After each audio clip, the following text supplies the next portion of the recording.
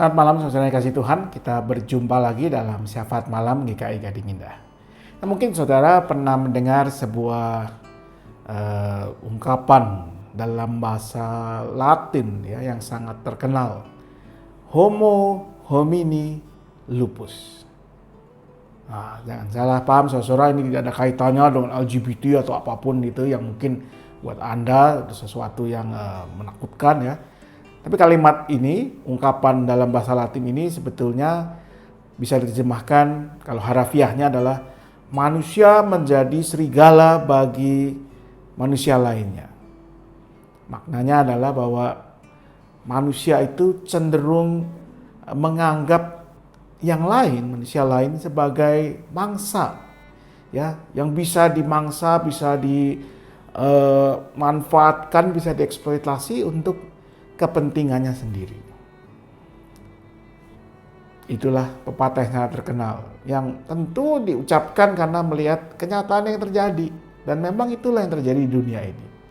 Kita melihat bagaimana orang memanfaatkan posisinya, kekuatannya, kelebihannya, hartanya, apapun itu. Bahkan juga kadang-kadang memanfaatkan kitab suci, agama untuk menguasai orang lain.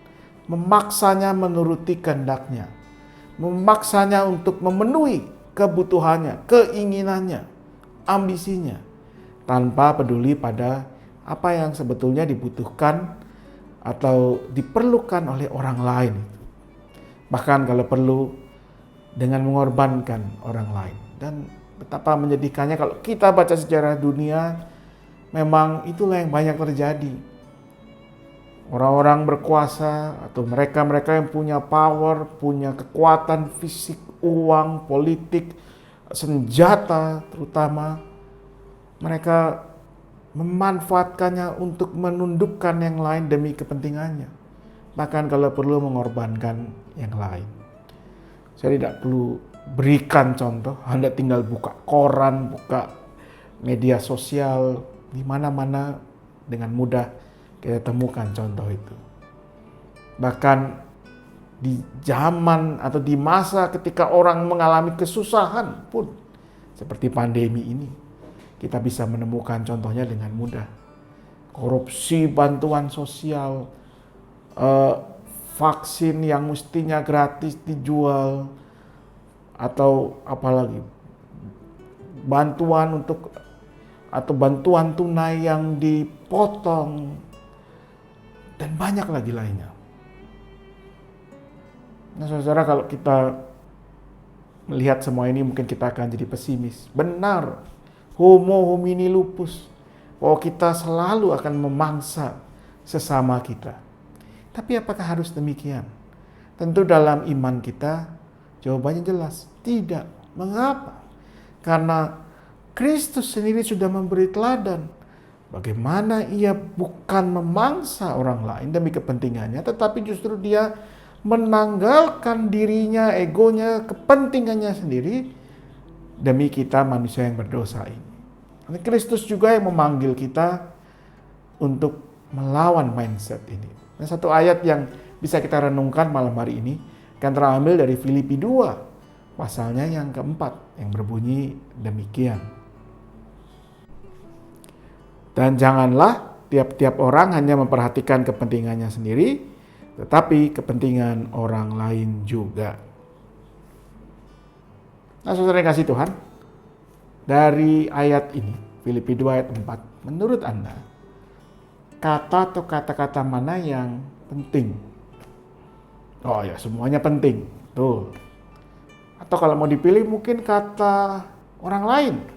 Tuh. Kepentingan. Tuh. Menurut saya ada dua kata yang kalau kita buang akan membuat ayat ini berbeda sekali maknanya. Kata pertama adalah kata hanya, dan kata kedua adalah kata juga. Coba kita bayangkan ayat ini tanpa kedua kata itu. Dan janganlah tiap-tiap orang memperhatikan kepentingannya sendiri, tetapi kepentingan orang lain. Anda bisa merasakan maknanya menjadi berbeda sekali. Kalau kedua kata itu dibuang, maka ayat ini akan bermakna, ya sudah, kita jangan lagi pikirkan diri kita sendiri, Yang nggak usah pikirin kita mau makan apa, pakai baju apa, tinggal di mana, yang penting semua buat orang lain. Itu hal yang baik. Tetapi apakah itu juga bertanggung jawab terhadap apa yang Tuhan sudah anugerahkan kepada kita, yang harus kita kelola juga untuk diri kita sendiri, agar kita tidak juga menjadi beban bagi orang lain misalnya. Tapi ketika kata hanya dan juga itu ditambahkan, seperti yang mana tertulis dalam ayat ini, maka teks ini, ayat ini menjadi bermakna bahwa supaya kita jangan hanya memikirkan diri kita sendiri, tapi juga orang lain. Baik diri kita maupun orang lain menjadi sama pentingnya, sama berharganya. Dan kalau ini yang terjadi, setiap orang tidak hanya mementingkan kepentingannya sendiri, tetapi juga kepentingan orang lain, kepentingan bersama. Wah, saudara, betapa dunia akan berubah 180 derajat. Barangkali kalau itu bisa terjadi, ungkapan homo homini lupus itu akan menjadi tidak relevan lagi. Tapi kita juga sadar betapa sukarnya hal itu terwujud. Mungkin tidak akan pernah terwujud sepenuhnya. Tetapi kita semua dipanggil untuk berusaha sedapat yang kita bisa, semampu yang kita bisa lakukan, mewujudkannya. Karena kalau Tuhan telah memerintahkannya, Tuhan telah memanggil kita untuk melakukannya, maka pastilah Ia akan memampukan kita untuk boleh melakukannya sebaik yang kita bisa. Untuk tidak hanya memperhatikan kepentingan kita sendiri, tapi juga kepentingan orang lain di sekitar kita. Kiranya Tuhan memampukan kita melakukan apa yang telah diperintahkannya. Selamat malam, selamat beristirahat. Tuhan memberkati selalu.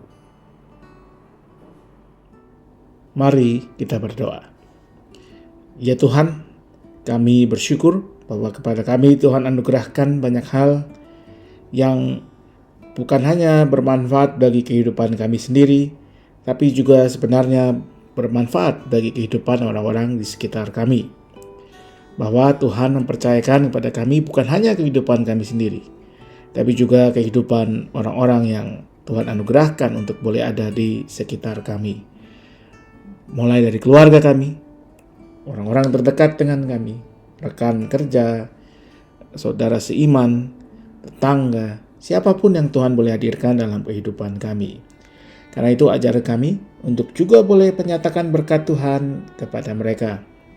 Biarlah dengan demikian kami boleh membangun kehidupan yang lebih baik, yaitu ketika kami mau mengupayakan bukan hanya yang baik bagi diri kami, bukan hanya yang menguntungkan diri kami sendiri, tetapi yang membawa kebaikan bagi kehidupan bersama. Biarlah itu juga yang senantiasa kami lakukan di situasi pandemi ini, ketika kami bersama juga dengan banyak orang lainnya mau mencari, mengupayakan apa yang baik untuk hidup bersama. Mulai dari melakukan protokol kesehatan, mengikuti vaksinasi, berbagi bagi mereka yang membutuhkan apapun itu. Jadikan sebagai cara Tuhan menyatakan kasih kepada banyak orang. Mampukan kami ya Tuhan, layakkan apa yang kami kerjakan. Biarlah Tuhan juga yang memampukan para pemimpin kami untuk boleh mengambil keputusan yang baik bagi kehidupan bersama, bagi sebanyak mungkin orang. Tuhan yang mampukan juga gereja Tuhan untuk menjadi berkat bagi banyak orang. Bukan hanya mencari apa yang baik bagi dirinya sendiri, tetapi justru lewat gerejamu, kasih Tuhan boleh makin nyata dan dirasakan oleh banyak orang.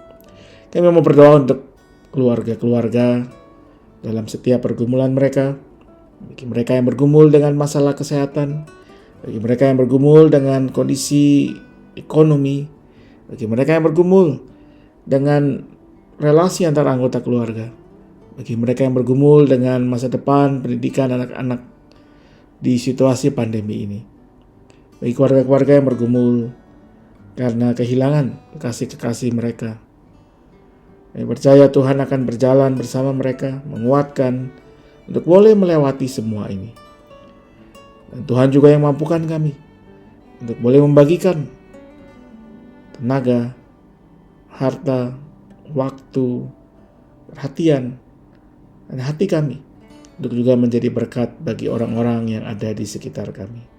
Bagi mereka yang Tuhan hadirkan dengan segala pergumulan mereka, biarlah lewat diri kami, mereka merasakan kehadiran dan kasih Tuhan.